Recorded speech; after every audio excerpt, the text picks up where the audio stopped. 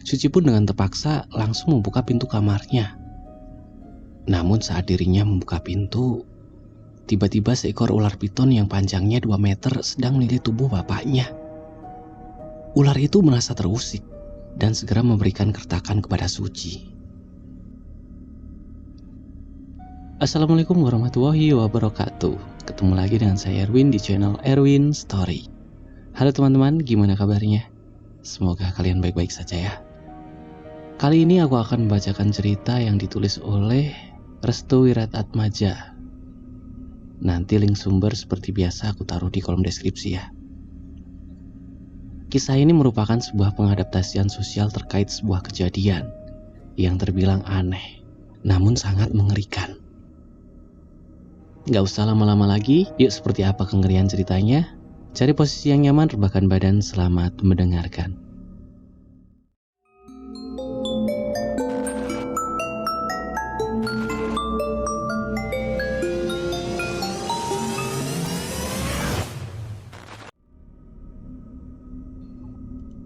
Kisah ini berawal dari keluarga Suci yang baru saja kehilangan salah satu anggota keluarga pentingnya.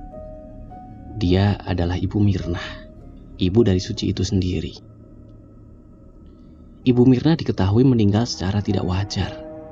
Banyak rumor yang beredar bahwa kematian dari Ibu Mirnah sendiri disebabkan oleh tetangganya sendiri yang melakukan pesugihan. Namun Suci sendiri tidak memperdulikan terkait kabar burung yang beredar. Ia lebih memilih untuk diam dan terus-menerus mendoakan teruntuk ibunya sendiri.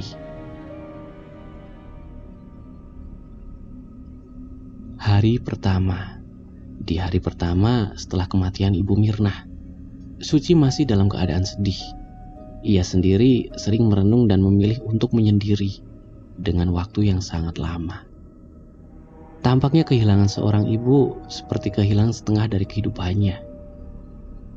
Namun di hari pertama setelah meninggalnya Ibu Mirnah, Suci sendiri seperti merasakan jika ibunya masih ada di sekitarnya.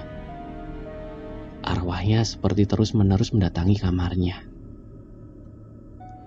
Suci kerap kali memikirkan ibunya ketika ia sedang sendirian. Namun tiap kali Suci merenung, ia seperti mendapatkan bisikan yang mengerikan. Bisikan itu berbunyi, "Aku pulang, Nak."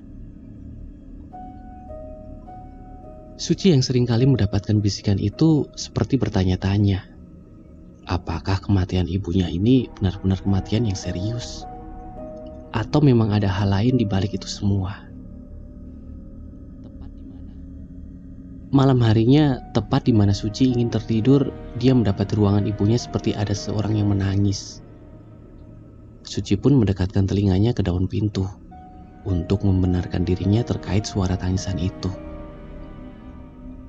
Namun tak berselang lama, Bapak Suci datang. Ia kemudian menyuruh Suci untuk masuk ke dalam kamarnya dan segera tidur. Suci pun segera masuk ke dalam kamar. Kebetulan kamar Suci berada dekat dengan kamar ibunya. Kemungkinan besar ia juga akan mendapatkan suara-suara aneh jika kamarnya bersebelahan. Dan benar saja, tepat tengah malam, Suci terbangun dari tidurnya. Ia mendengar lagi suara tangisan itu. Suci pun keluar dari kamar dan menuju kamar ibunya. Niat Suci adalah untuk mengetahui kamar ibunya. Apakah ibu datang lagi dan menangis di kamarnya karena ada satu urusan di dunia yang belum selesai? Suci ingin membuka pintu kamar ibunya. Ia mendengar suara langkah kaki dari tempat lain. Suci pun segera masuk ke dalam kamar, karena ia mengira itu adalah suara langkah bapaknya. Dan apa yang dipikirkan Suci sangat benar. Bapaknya baru saja melewati kamar dan mengecek kamar ibunya. Karena memang tidak ada yang ingin Suci khawatirkan, ia pun melanjutkan tidurnya kembali. Akan tetapi, keanehan pun kembali terjadi di saat Suci sudah setengah tertidur. Tiba-tiba ada sesuatu merayap ke bagian punggungnya dan memeluknya dengan sangat erat, sehingga Suci tidak bisa bergerak sama sekali. Keringat dingin pun mulai berjatuhan. Suci merasakan ada sesuatu yang memeluknya dari belakang. Tak berselang lama, suara yang mengerikan itu pun terdengar tepat di telinga Suci. "Aku pulang, Nak." Suci langsung terkejut, dan anehnya, sesuatu yang memeluk Suci dari belakang itu langsung menghilang dengan seketika. Rasa takut mulai muncul tepat di malam itu, membuat Suci tidak bisa tidur lagi. Ia akhirnya bisa tidur setelah melaksanakan sholat subuh. Di hari kedua kematian Ibu Mirnah, Suci mendapatkan bau aneh yang sangat menyerbak dari kamar atau ruangan Ibu Mirnah sendiri. Suci seringkali mencium bau melati yang tercium jelas di sela-sela kamar Ibu Mirnah. Ia sendiri sempat menanyakan hal ini kepada bapaknya sendiri. Namun, Bapak Suci sendiri belum bisa mengatakan apapun. Dia hanya berkata,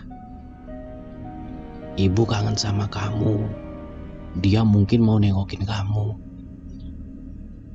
Suci tidak tahu apa-apa terkait apa yang disampaikan oleh ayahnya. Dia menegaskan bahwa semenjak kematian ibunya, Suci tidak bisa tidur dengan tenang. Suci merasa jika tiap waktunya hanya dihabiskan untuk memikirkan mengapa kejanggalan demi kejanggalan sering terjadi dan diketahui olehnya. Lambat laun, kejanggalan itu menimbulkan rasa curiga yang mendalam bagi Suci. Baginya kematian ibunya benar-benar sangat dirahasiakan oleh pihak keluarga, terkhusus baginya sendiri. Suci mulai mencurigai satu persatu anggota keluarganya yang memang sengaja menutupi kasus kematian ibunya tersebut. Hingga akhirnya ia sempat mendapatkan gambaran terkait kematian ibunya itu. Lewat sebuah mimpi yang ia dapatkan, Suci melihat salah seorang pria sedang melakukan hubungan badan dengan seorang wanita yang sangat cantik. Dan itu bukanlah ibunya.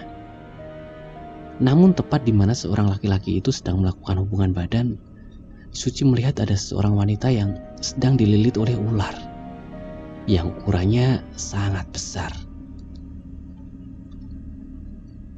Suci pun berteriak sembari memanggil nama ibunya.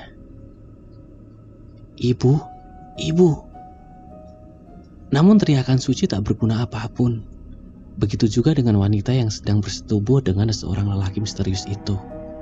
Keduanya seperti menikmati persetubuhan itu. Semakin melekat keduanya dalam melakukan hubungan badan, semakin kuat juga lilitan ular itu. Cumbuan demi cumbuan terus diarahkan wanita itu kepada laki-laki misterius itu, hingga membuat lilitan ular itu semakin kuat dan membuat tubuh Ibu Suci mengecil, seperti tertelan oleh tubuh kedua ular itu. Suci pun tak kuat menahan rasa sakit terkait penggambaran ibunya yang dililit ular itu. Ia pun ingin menghentikan kedua ular itu agar berhenti melilit ibunya. Akan tetapi, Suci akhirnya terbangun ketika bapaknya dan beberapa anggota keluarga lainnya memanggil Ustadz untuk menyembuhkan Suci. Suci pun menangis sembari memeluk tubuh bapaknya. Ia sangat takut karena melihat penggambaran yang mengerikan atas kematian ibunya. Semenjak saat itu, Suci pun dituntut untuk beristirahat dan mencoba untuk mengikhlaskan diri dari pikiran-pikiran anehnya. Hari ketiga. Di hari ketiga setelah kematian ibunya, Suci berniat untuk mengecek kamar ibunya. Niat awal Suci adalah ingin membersihkan bagian kamar yang sudah 3 hari tidak ditempati oleh ibunya itu. Namun saat dirinya ingin membersihkan kamar ibunya, Suci menemukan barang-barang aneh yang diletakkan di bawah ranjang tempat tidurnya. Di bawah ranjang tersebut sudah tersedia sesajen lengkap dengan makanan pasar. Lalu ada juga kemenyan yang mengepul kuat hingga memberikan bauan yang sangat menusuk hidungnya. Suci kira ini adalah bukti pengorbanan keluarga terhadap ibunya sendiri. Namun saat Suci mencoba untuk memindahkan sesajen itu, dia terkejut dengan foto ibunya yang sudah diletakkan tepat di bawah bagian sajen itu. Loh, Ini kan foto ibu. Kenapa foto ibu ada di sini? Suci pun memandangi foto ibunya dengan rasa penasaran. Dia sejenak berpikir, jika memang bapaknya sendiri yang meletakkan hal ini, itu artinya ada sangkut paut antara ayahnya dengan kematian ibunya. Suci pun kembali meletakkan foto itu di tempat semula. Ia pun sekarang tertuju kepada lemari ibunya yang tertutup dengan rapat. Suci ingin membuka pintu lemari. Ternyata pintunya sudah dikunci dengan rapat. Kemudian Suci mencari kunci di sekitar kamarnya. Namun sayangnya dia tidak menemukan kunci di sekitar kamar ibunya. Dari luar, Suci mendengar suara bapaknya yang sudah memanggil-manggil namanya. Suci pun bergegas untuk segera meninggalkan kamar ibunya. Saat Suci sudah keluar dari kamar ibunya, Suci langsung berpura-pura menuju bagian ruangan depan sambil membawa sapu dan serokan. Suci mencoba untuk menutup-nutupi terkait apa yang baru saja dia lakukan. Tak lama kemudian, bapaknya melihat Suci sedang menyapu bagian depan rumah. Bapak Suci pun langsung bertanya kepada Suci terkait perginya Suci selama tidak berada di dalam kamar. "Kamu kemana aja, Dek?" "Suci dari tadi di sini aja ya. Kenapa emangnya?"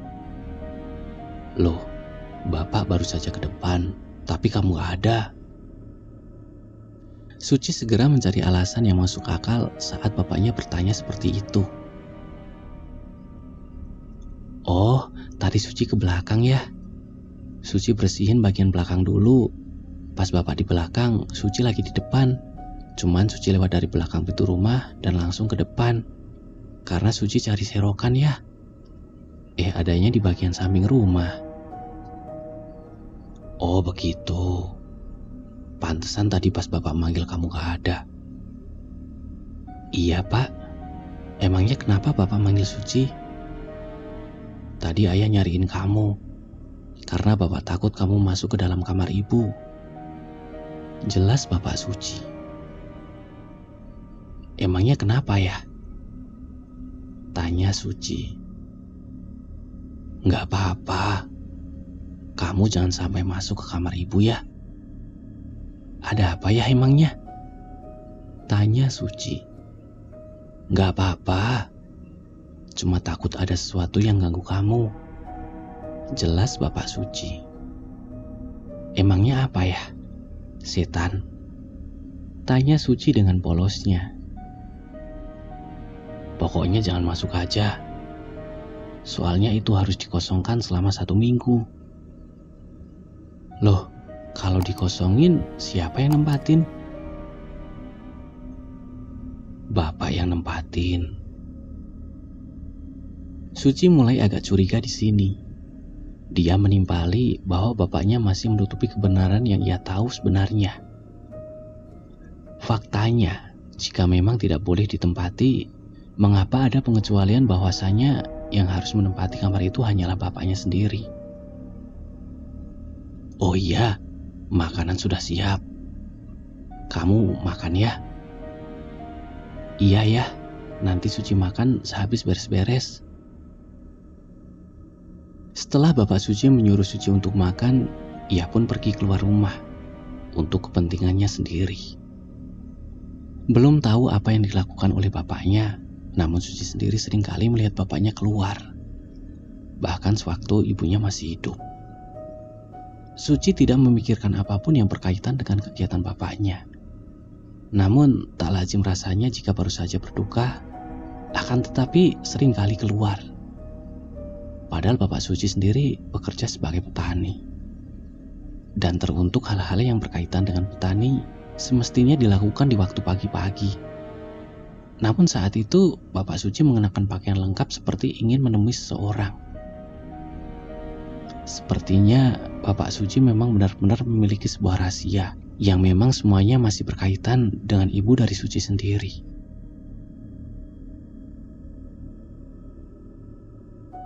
Malam harinya di mana Suci ingin menuju kamar mandi, ia melewati kamar ibunya. Kebetulan Suci mendengar suara aneh yang berasal dari kamar ibunya. Suaranya seperti desahan seorang laki-laki yang sedang melakukan hubungan badan kepada seorang wanita. Suci pun langsung menangkap suara itu.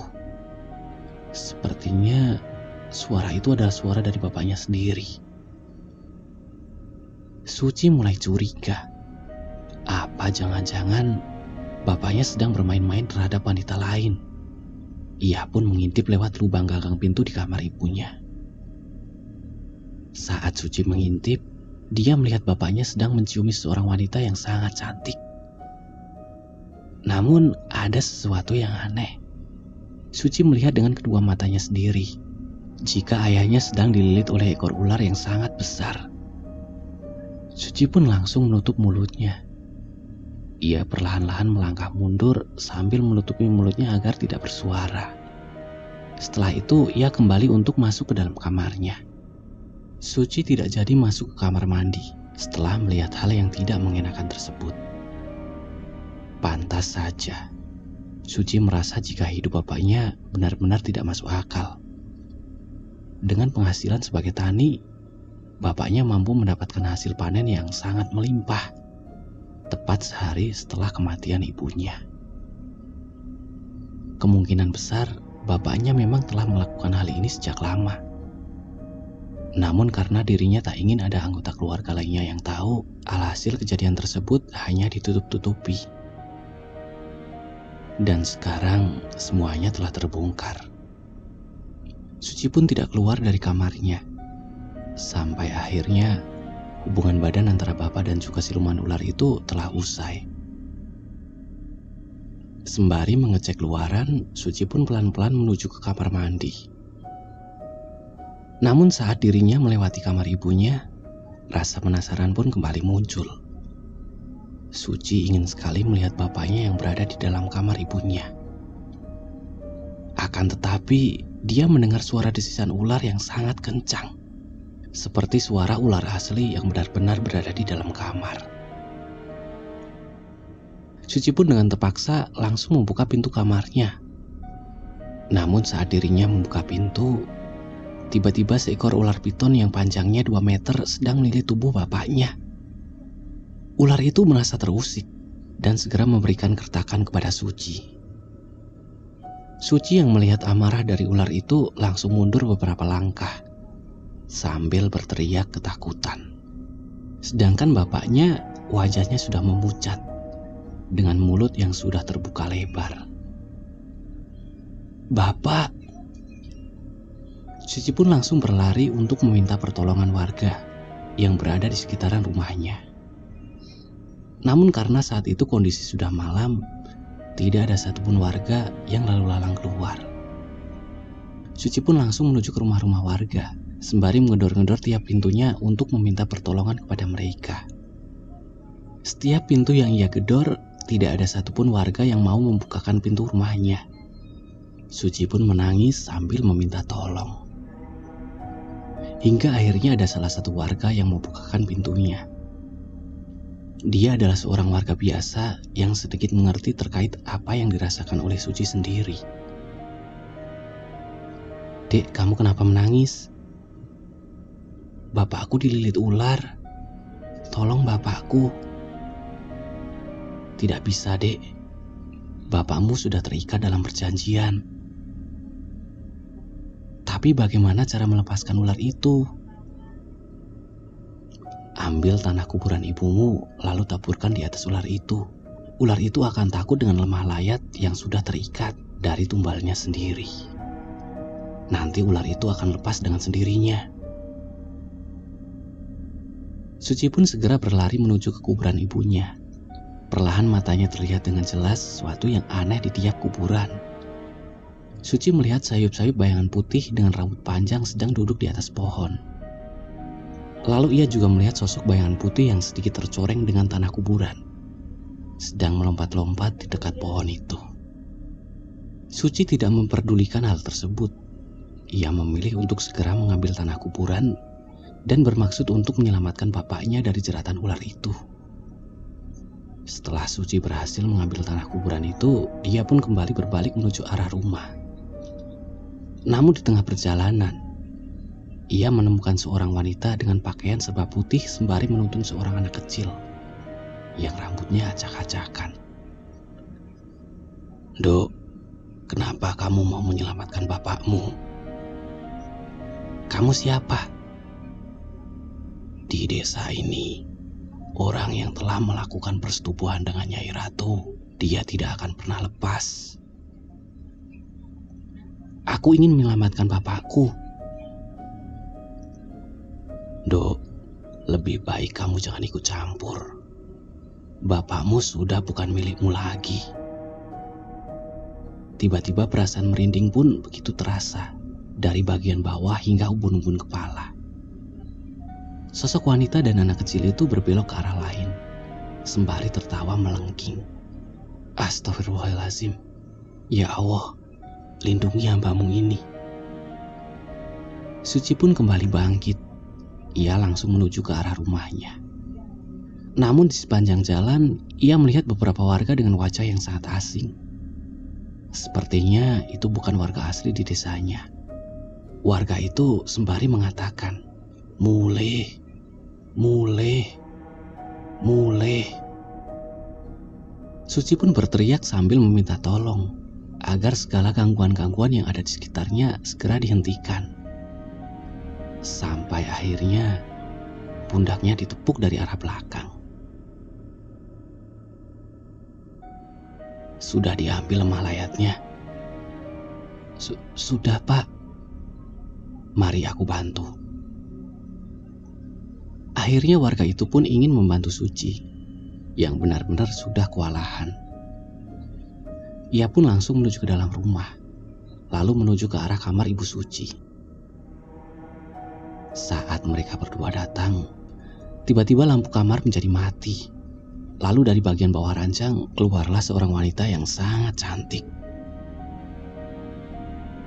"Orang ini sudah berjasa denganku, tapi karena tidak ingin menumbalkan anaknya, jadi aku yang membuat keputusan."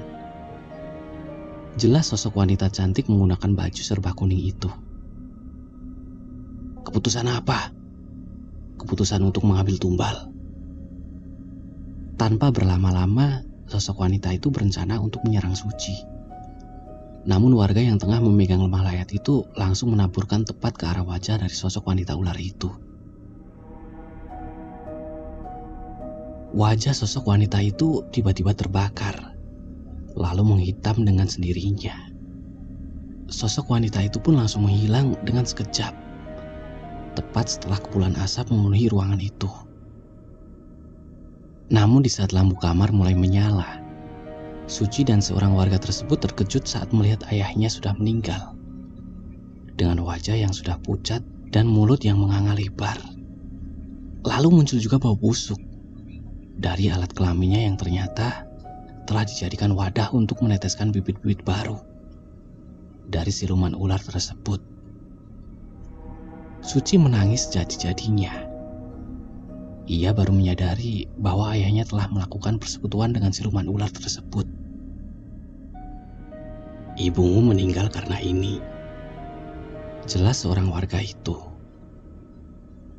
Suci pun masih tidak percaya jika kedua orang tuanya meninggal dengan cara yang tidak mengenakan.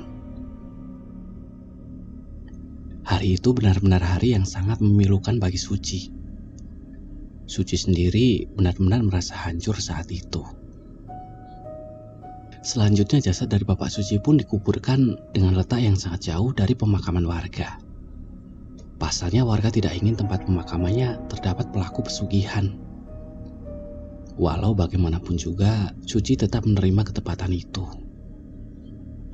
Ia menerima dengan lapang dada bahwa ayahnya adalah pelaku pesugihan dan ibunya adalah korban pesugihan dari bapaknya sendiri. Dan cerita ini selesai.